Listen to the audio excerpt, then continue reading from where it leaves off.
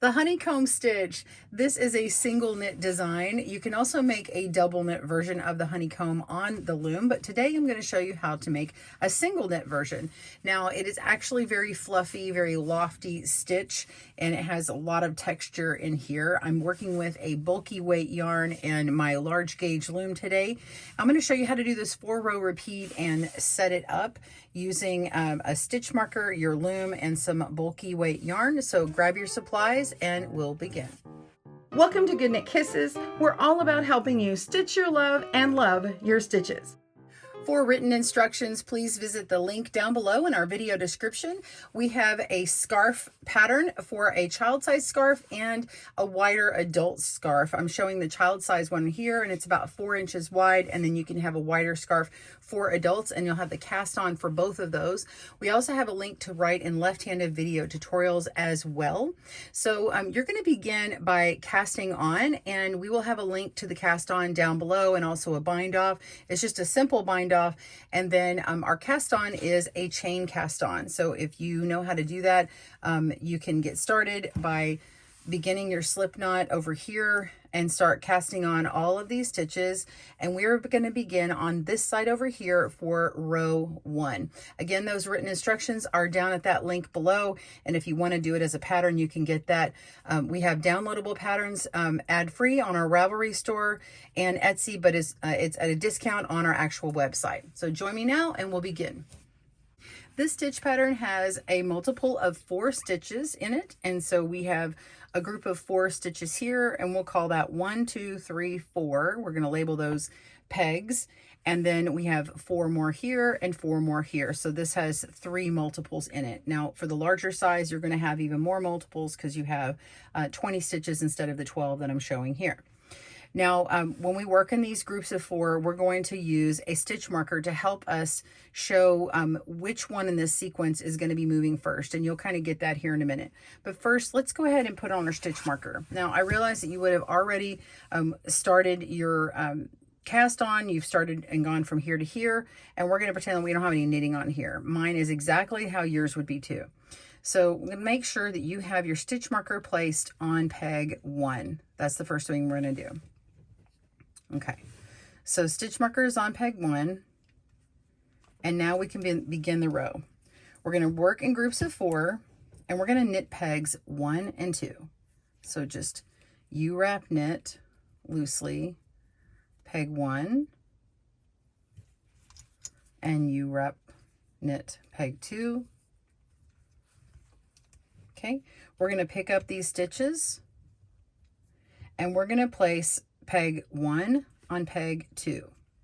So this stitch marker is indicating the first peg, so we're going to be moving the first peg first. So peg 1 to 2, and then place peg 2 onto peg 1. And now we're going to move on to the next pair of pegs, which is 3 and 4. So you're going to knit peg 3 and knit peg 4. And if you need to tighten those, you can. I wouldn't get them terribly tight. Okay, we've knit those, and now we're going to pick up pegs 3 and 4, and we're going to place peg 4 onto 3 and 3 onto 4. You need to do the 4th one first. So 4 onto 3 and 3 onto 4. Okay. And you can see when we look at this set, it looks like these 2 in the middle of the 4 are together, and these 2 that are at the ends, they're further away. It's going to look like that repeated across this row. So we're going to begin on the next set, and we're going to knit peg 1 and 2 and move the stitches. So again, peg 1 and 2, we're going to pick those up, and we're going to place peg 1 onto peg 2, and peg 2 onto peg 1. Tighten a little bit if you need, and then move on to peg 3 and 4 and knit those.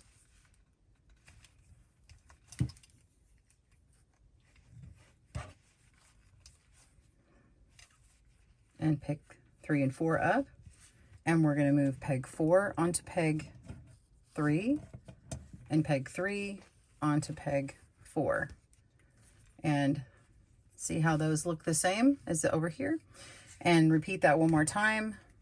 Knit peg 1, knit peg 2,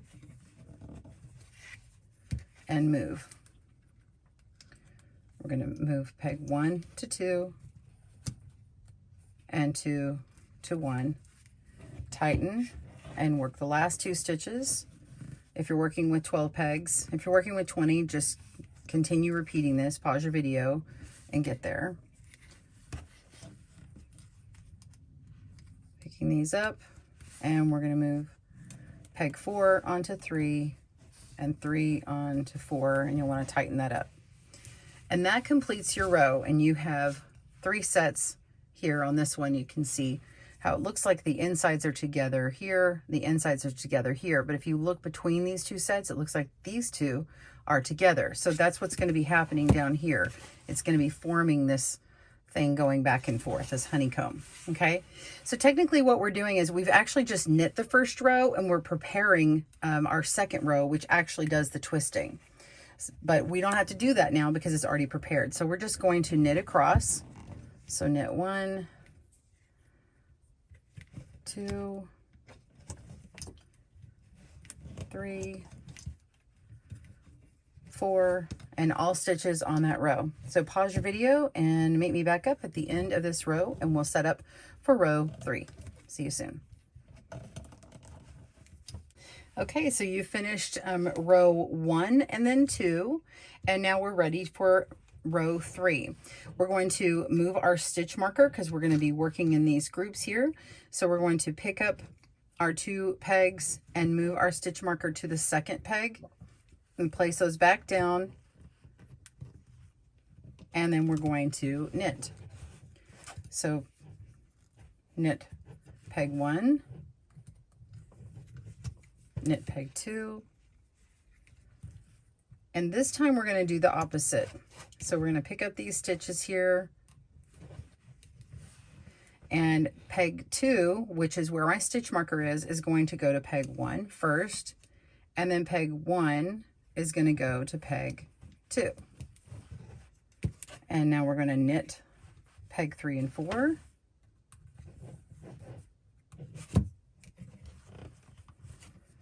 And we're going to do the opposite we did. So we're going to pick these up, peg 3 and 4, place 3 onto 4, and 4 onto 3. There we go. Knit the next 2 stitches. So peg 1, peg 2. I'm going to pick those up. We're going to move peg 1 to 2 and 2 to 1. I'm sorry, 2 to 1 and 1 to 2. I said that backwards. So 2 to 1 first, and then we're going to knit 3 and 4 and pick that up and place 3 on 4 and 4 on 3. And then work until you're at your last pair. So pause your video if you have more stitches than me, and meet me back up for the end of the row. So I'm going to pick these up. Again, if I get lost, I can come to the back to the front here. I said that funny, but I can go look in here and go, okay, so peg 2 over here is what I need to move first. So I can come over here and go, okay, so my second one I'm going to place first, and my first I'm going to put on the second, and then tighten that up and work peg 3 and 4, and do the opposite. We're going to pick those 2 up and move peg 3 to 4 and 4 to 3. And that is the end of row 3. And now you just simply knit back for row 4. Pause your video as needed.